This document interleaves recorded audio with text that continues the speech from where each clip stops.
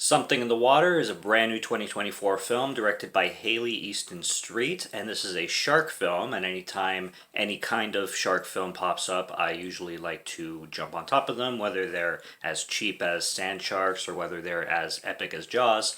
I like my shark attack films, and this one caught my attention. It's available to stream now. It was slightly below impressive, unfortunately.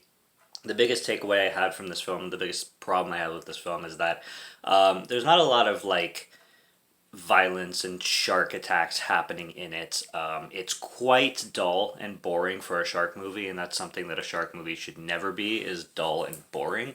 Now, it does certainly focus on its characters a lot, and obviously this film is going to have its audience. It's completely female driven. What we have going on here is we have this wedding party in this, I don't know if it's a resort, but it's some kind of island paradise area kind of thing where one guy and girl are getting married, and then there's a bunch of girls.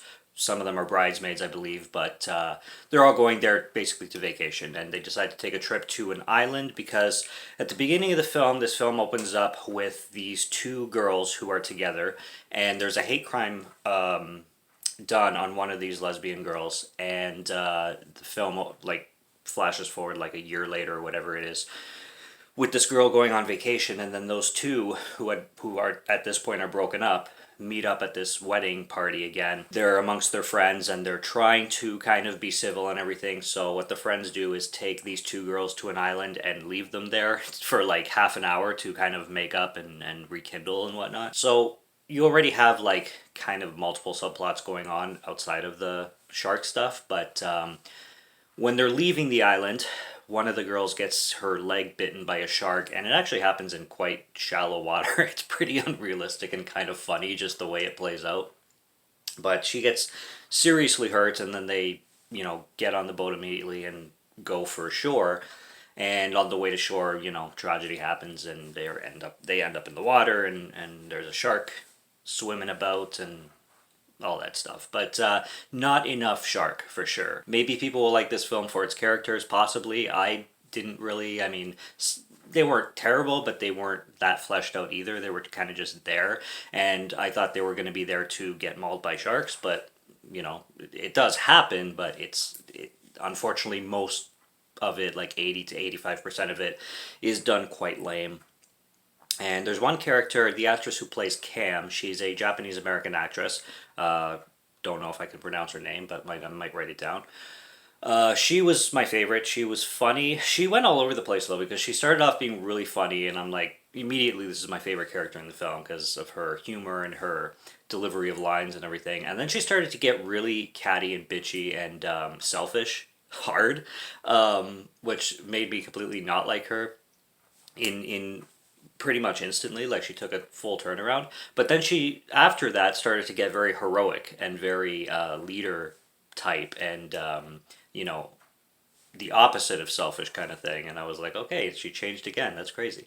So at the end, she still ended up being my favorite character, but she definitely had the most changes throughout the runtime of this like hour and a half film. I just wish there was more. For a film called Something in the Water about a shark attacking a bunch of girls, they made it really lame and they made it really tame, and maybe I'm just not the audience for it. They also don't play into the whole, hate crime at the beginning and two-girl relationship too much. If they were going to go for that, I would assume that they would go more with it and flesh out especially that relationship more, but that didn't even seem touched upon very much.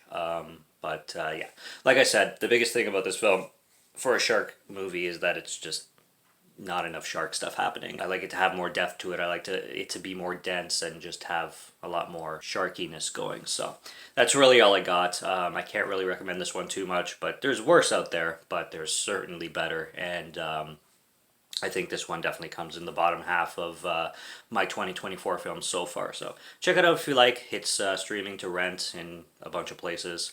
Or skip it altogether. So subscribe to Morgan Film Fan if you like to listen to my voice or if you like my film reviews. I will be back with more soon, so stay tuned for those. Check out what's on the channel already. Stay tuned for what's coming. Until next review, have a good one. Take care and cheers.